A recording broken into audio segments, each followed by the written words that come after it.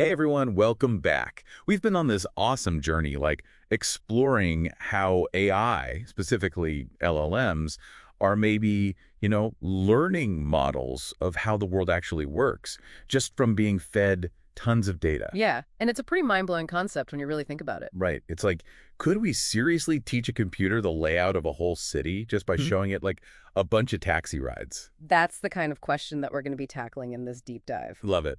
And to help us unpack all of this, we're focusing on a specific paper today, right? Exactly. It's called Evaluating the World Model, Implicit in a Generative Model. Catchy. And it's by some really sharp researchers from MIT and Cornell. Okay, so before we go full AI geek here, can we define what a world model actually means? I mean, in this context? So picture any system, right, where you have rules in different states it can be in. Think of a board game or a city map even. Okay, yeah, I get that. This research is all about figuring out if AI can actually learn those rules just by looking at examples of the system working. Oh, so kind of like how, I don't know, a kid might learn the rules of chess by just watching a few games. Exactly. But here's where things get interesting. This paper is saying that the ways we usually test if an AI has learned a good world model are, well, kind of too basic. Really? What's wrong with our current tests?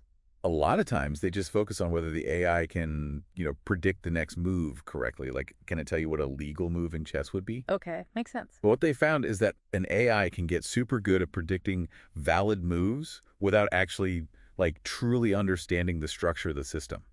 Like, it could be making all the right moves, but not really get chess. So it's like going through the motions, but without any real understanding of the strategy behind it. Right. In the paper, they have this really cool example. Imagine a Connect 4 game, but it never ends. Just keeps going, pieces dropping forever. A basic AI could learn to predict, valid moves in that endless game almost perfectly. I'm following. So it knows what moves you're allowed to make, but Yep. does it understand the game itself? That's the key question. It wouldn't get the strategy, how to win, or even that there's usually a point to the game.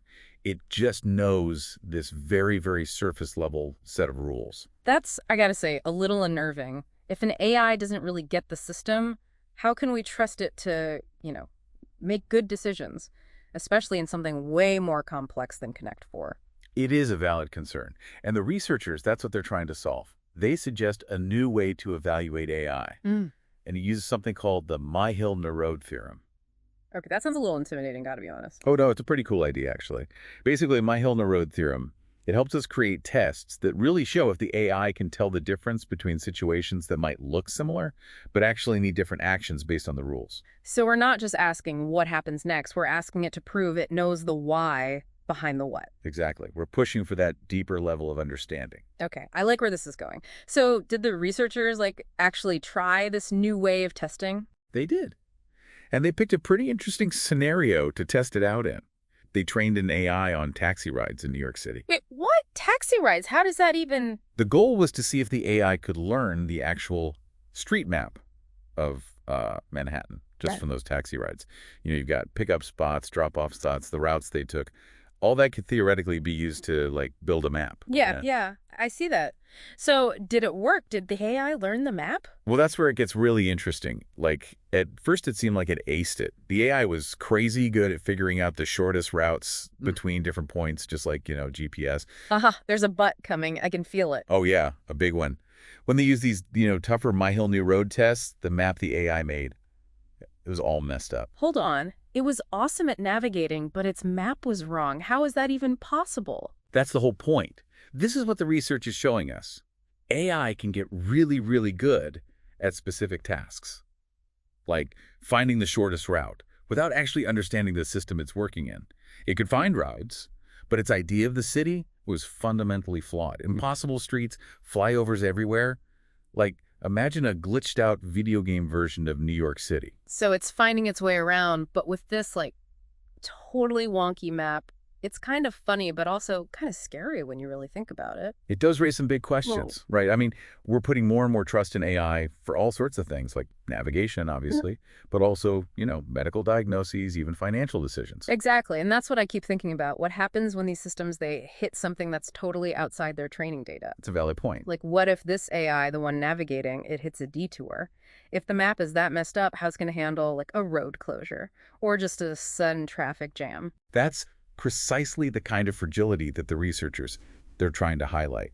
An AI that's just memorizing patterns without really getting the why behind them, it can easily break down in unexpected situations. And it's not just, getting lost on your way to the store.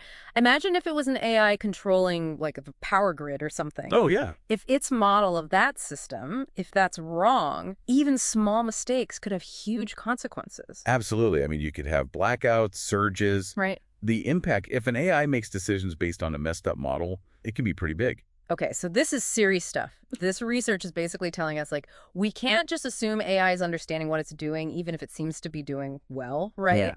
We need to be way more careful, more rigorous about how we, like, test and evaluate these systems. Exactly. We have to make sure that the AI that's, out there interacting with the real world, it's not just learning patterns. It's actually grasping the systems, the rules that it's operating in.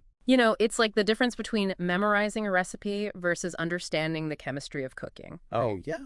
I like that. Someone who just follows the recipe, they might bake a great cake, but if they're missing an ingredient or the oven breaks, they're lost. Right. But a chef who gets the principles, they can adapt, they can improvise. I love that analogy. And that's what we want AI to be able to do, right? Adapt, improvise when they run into something new or unexpected. So how do we get there? How do we make sure AI isn't just blindly following that recipe, but actually understanding what it's doing? Well, this paper, it offers like a really good starting point. This whole Myhill-Nerode approach, it gives us a much stronger tool for testing whether an AI has really learned a world model, not just memorized a bunch of connections. It's like giving them a pop quiz to see if they did the reading, not just like skimmed the Cliff's Notes. Exactly. And by challenging the AI with these, carefully designed tests, we make them show us how deep their understanding actually is. And that's crucial, especially as AI starts being used in, really critical stuff. So it's not about, like, stopping AI development. It's more about being smarter about how we design and evaluate these systems. I think that's a great way to put it. This research is exciting because it's telling us to go beyond these simple performance tests. Right. We need to come up with ways to really probe the AI's understanding, its ability to, like, reason about causes and effects. And the stakes are pretty high, right? We're talking about AI making decisions that could affect our health, our money, even our safety. Absolutely. As AI becomes more and more a part of our lives, it's so important that we can trust what it's doing. We got to know that it's not just blindly following some pattern, but it really gets the consequences of its actions. It all comes back to that main finding, doesn't it? The fact that an AI can be really good at something without actually understanding the system it's in. That's the core message. And it has, big implications for the future of AI. So where do we, go from here? What are the next steps in this whole, quest for AI that's truly world aware? That's the million-dollar question, isn't it? We've spent this deep dive thinking about how to tell if AI really understands the systems it's messing with, and why that's so important for building AI we can actually rely on. This research, they focused on systems that can be modeled as DFAs, like board games, maps, logic puzzles, systems with clear rules, clear states. But what about systems that are way more complex, messier? Yeah, the real world, it's rarely as neat and tidy as a board game. Exactly. Like, think about the stock market or a climate change, even just like how people act. So many variables, things changing all the time. It's not like there's some easy set of rules you can just write down for those. Exactly. So figuring out how to evaluate AI's understanding of these more complex systems, that's a huge challenge for the field.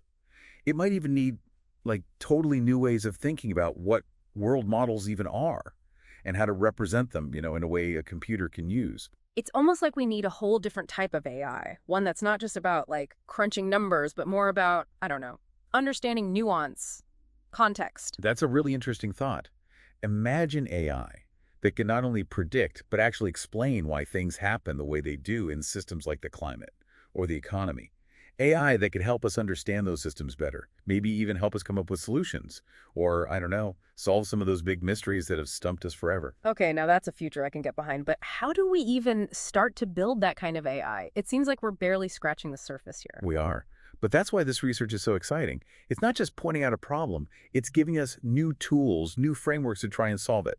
This Myhill-Nerode thing, for example, it could be a first step towards even more advanced ways of testing AI. So it's not about stopping AI, it's about being smarter about how we make it, how we use it. Exactly. It's about making sure that as AI gets more powerful, it also gets more transparent, more reliable, you know, more aligned with what we actually want as humans. This whole deep dive, it's really shown just how important it is to think carefully about AI, especially as it becomes a bigger part of our lives. It's not enough to just ask, can AI do this? We have to ask, does it understand what it's doing? And what happens if it gets things wrong? Couldn't have said it better myself. Right. This is a conversation we all need to be having. Like we've seen, AI has this incredible potential to do good, but it could also create new problems, new risks. It's on all of us to make sure we're developing and using AI responsibly. Well said. And on that note, we've reached the end of another deep dive. You've learned about how AI might be learning these world models, how to test those models, and what all this means for the future of AI. It's been pretty complex stuff, but hopefully you're leaving with a better sense of this amazing field and, the big questions we still have to answer. It's been a pleasure exploring all this with you. As always, we encourage you to keep learning, keep exploring, read the research, think about what it means, and don't be afraid to, question what you hear. The future of AI, it's being built right now. And your voice, it matters. Until next time, keep those minds curious, and we'll catch you on the next Deep Dive.